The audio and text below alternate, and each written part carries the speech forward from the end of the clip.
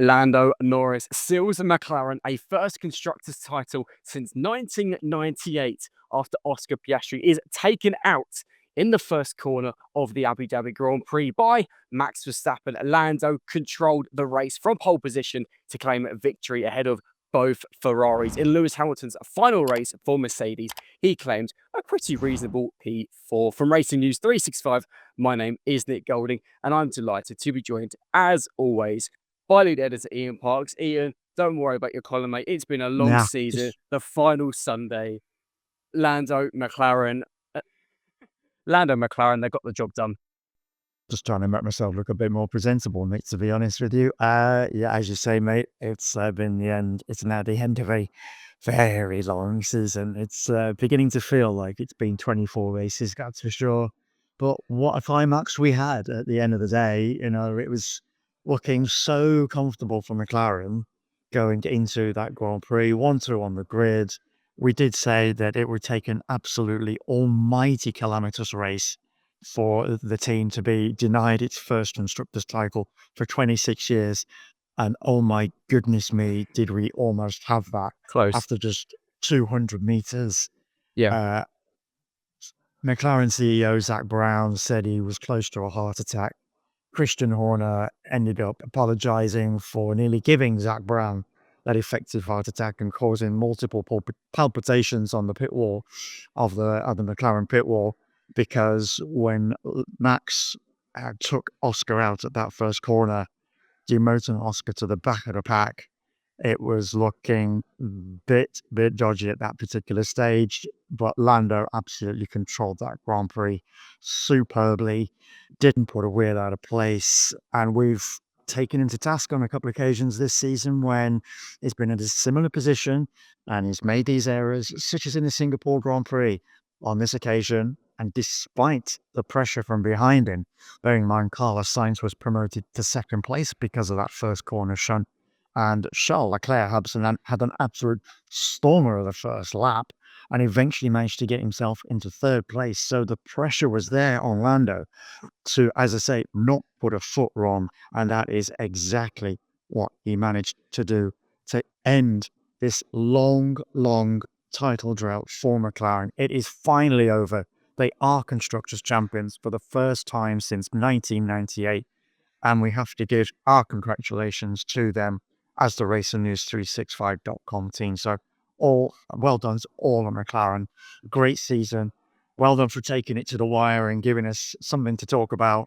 And boy, do we have something to talk about, as I say, because my word, they very nearly, not through any fault of their own, but they very nearly tripped at the final hurdle.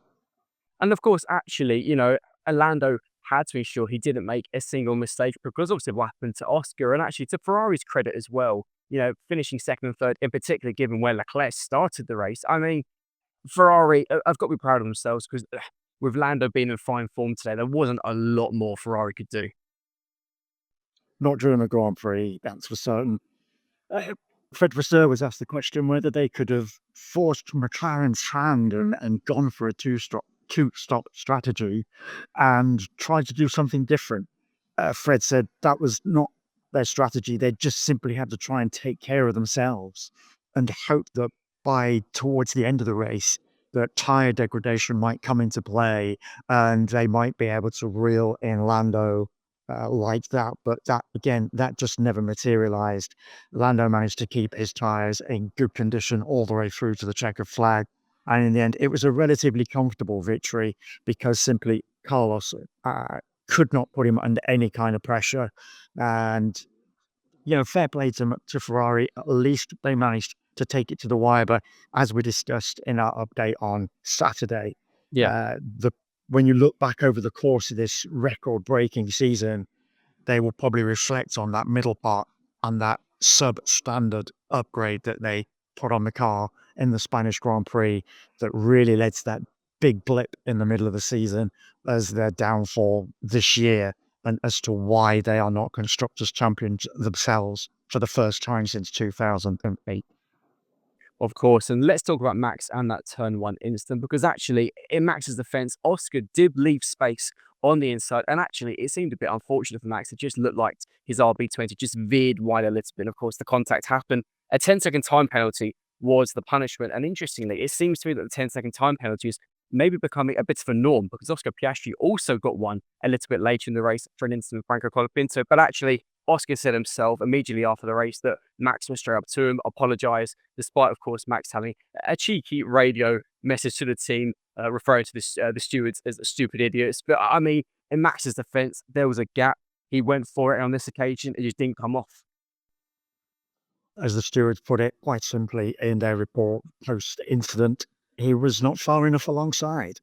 And that's about, what caused the collision. Both guys were very, very fortunate, actually. They almost Really. were synchronized pirouetting with their cars at one stage.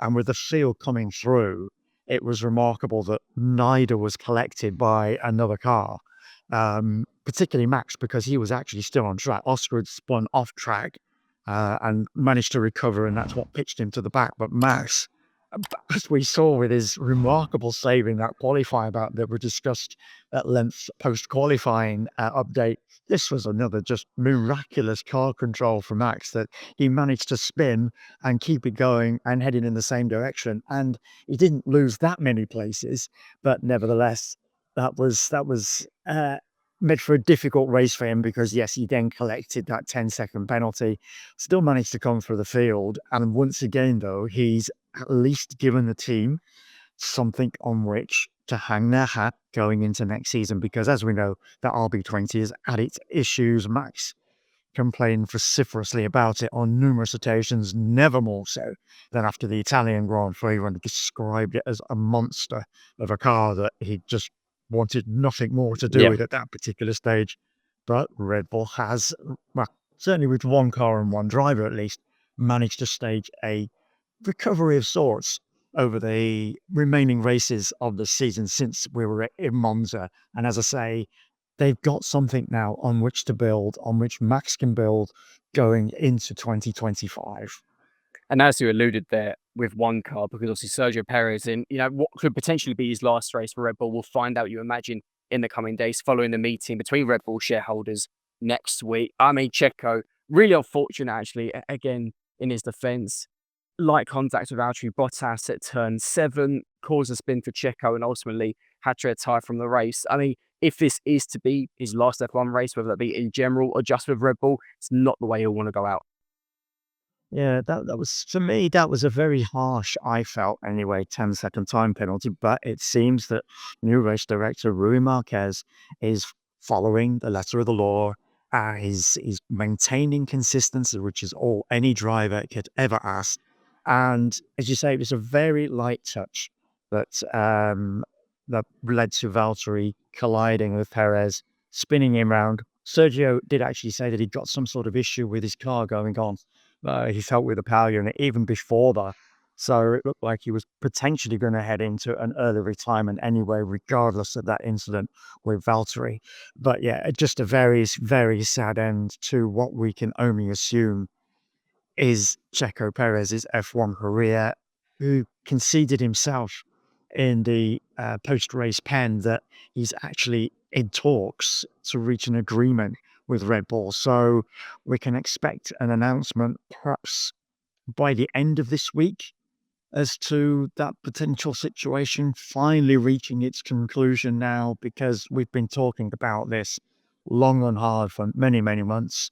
I'm sure readers, viewers have been discussing it amongst themselves as well. We've seen in the comment section just what a topic it has become with regard to Checo Perez's future. So I think this was the end for Checo Perez, and if it was a very sad end. A little bit like Valtteri Bottas as well, to be honest, that his end was also equally as unfortunate, because not only did he incur that 10-second time penalty, he's also incurred a 5-place grid penalty for a later collision with Haas Kevin Magnussen. Now, these now become historic penalties. So should Valtteri make it back onto the grid at any stage, and he already has an eye on 2026, he can see openings there, his first Grand Prix with whatever team he could potentially be with, he will have to serve a 10-second time penalty and a 5-place grid drop. Go figure. And another one, actually, on that topic, actually, I remember Jenson Button, I think from the 27 Monaco Grand Prix, when he hit Pascal Wehrlein, he got a penalty for that, which he still hasn't served, obviously, because that was his last F1 race today. I mean, it's one of those comical things. In F1, Mercedes, we've got to discuss Lewis Hamilton, his final race for the Silver Arrows. And a bit like Leclerc, a brilliant recovery. Lewis from 16th on the grid to finish fourth, a fantastic last lap overtake on George Russell around the outside of turn 9 for P4. And Lewis, as you can imagine, very emotional on the radio. It's the end of an era. The end of an era, indeed. A magnificent 12-year career with Mercedes. The last 3 years, of course, perhaps not so magnificent. Real struggles with the cars that Mercedes have produced under those regulations that we've had, these ground effect cars, of course. But yeah, by the time Lewis had got to the pen, you were expecting him, when he was speaking to the media, bearing in mind the bank of television interviews he had first before he eventually came to the written media, that there might actually be a few emotions kicking in there. But by the time he'd reached us, he's actually said that he was pretty much emotioned out. He'd used up all his tears over the course of the weekend, because he'd done various farewell speeches to sponsors and all that kind of stuff in the paddock club and in the garage and within the team building in the paddock, of course. And so that was it. He was dry-eyed, but you could also sense, I got from him a little bit of relief as well, that this chapter was over, because, as I say, for the most part, it's been a fantastic career at Mercedes. But these last 3 years, ever since winning that 7th constructors title, his 6th with Mercedes, of course, back in 2020, then you assumed he would simply go on from there. And it was almost that record-breaking number 8 in 2021, of course, only to fall foul of the situation that occurred at the Yas Marina circuit right here. So yeah, these last 3 years, not great. And you sense now that because of that, Lewis knows that for the most part, he will be able to leave with his head held high and go on to this brand new chapter, this concluding chapter of his Formula One career with Ferrari. And it's going to be an interesting day at whatever point that might be in 2025, when Lewis Hamilton is stood there in the red overalls of Ferrari. And of course, we'll discuss Lewis's Mercedes departure in more detail in Monday's podcast. Just to quickly go through the top 10 from the 24 of 24 races in 2024. Lando Norris claimed victory ahead of Carlos Sainz and Charles Leclerc. Hamilton finished 4th, Russell in 5th, Verstappen 6th, Pierre Gasly in 7th. We'll finish on him in a second. Nico Hülkenberg P8, Fernando Alonso P9, and Oscar Piastri P10. Ian, this has been a snappy update. We'll end on Alpine, because obviously you need to travel back from Abu Dhabi. I'm currently in the airport flying back from Sao Paulo, Brazil. Alpine, they got the job done. P6 in the standings, mainly thanks to Pierre Gasly. Did a superb job once again.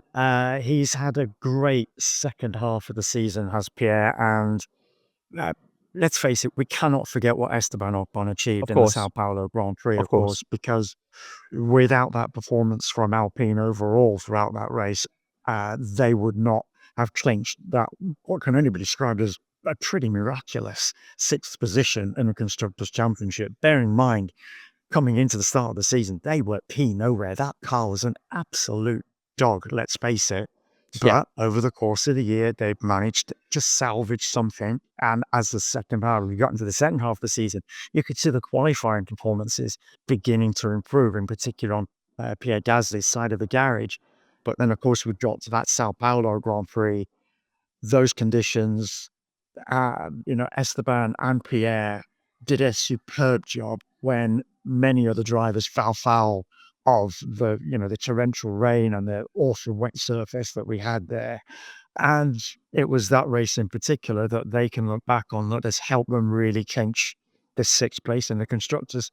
Notwithstanding, however, Pierre has still gone on to finish the season really strongly and gain some good points at the end of it. This was another good, strong race as well. He managed to get ahead, or stay ahead of Nico Hülkenberg, and Haas were challenging for that 6th position in the Constructors' Championship, of course, and there was still a possibility coming into this Grand Prix that they could have clinched that. But at the end of the day, Pierre and Alpine have managed to get over the line, and that's going to be a great tonic for that team, because it's been a very, very turbulent year. Bearing in mind, it was announced just a couple of months ago that they would no longer be powered by longtime partners Renault. Now going into 2026 when the new power unit regulations kicks in, that is despite the fact the amount of money and resource that was already being committed to that project. So that's a lot of money wasted, money now that they're going to have to try and recoup somehow. And obviously they're going to come into 2026 with that Mercedes-Benz engine in the back. And who knows what might happen then for Alpine and that too. Well, you know what? We've still got a 2025 season to get through first before we get We to have. 2026. Only final thing to say is, of Too course, far ahead all of of myself, those mate. too far ahead. It's all good. It's all good. Even though it's been a long year, you're already thinking another year ahead. But amazing as always, Ian. Amazing as always. Only final thing to say is, as always, guys, if you have any thoughts on the race or anything to add on Ian and I's talking points, let us know in the comment section below. Please do like this video, subscribe to the channel, and actually thank you for tuning in to our F1 updates across what has been a record-breaking season. Ian, it's been a pleasure doing these updates with you, mate. Anything to add to see us off? Anything to add? I just want to say, thank you ever so much to everybody that's watched, listened, subscribed, because without you guys, with your support, we couldn't do this. So thank you ever so much. Keep watching, keep listening, keep subscribing. There's going to be plenty of video content over the course of the winter break. We're not stopping here. Yes, the updates stop here, of course, but we will be back. Australian Grand Prix, mid-March 2025. So that is unless, of course, we get some absolutely Pre-season. breaking I news. forgot Good pre-season. point. Yeah, pre-season F1 updates, but also if we get any massive breaking news, and I get the feeling we might see a thing or two being announced. Of course, the next video is Monday's podcast, so be sure to tune into that or listen. Ian, get home safely. I'll hopefully get home safely as well. From the Racing News 365 team, thank you for tuning into all our content, and thank you for watching our F1 updates. From myself and Ian, we'll see you with Sam Coop for the podcast on Monday. See you later, guys. And I'm going to wish everybody, because this is the last F1 update, a very Merry Christmas and take care over the festive period, folks.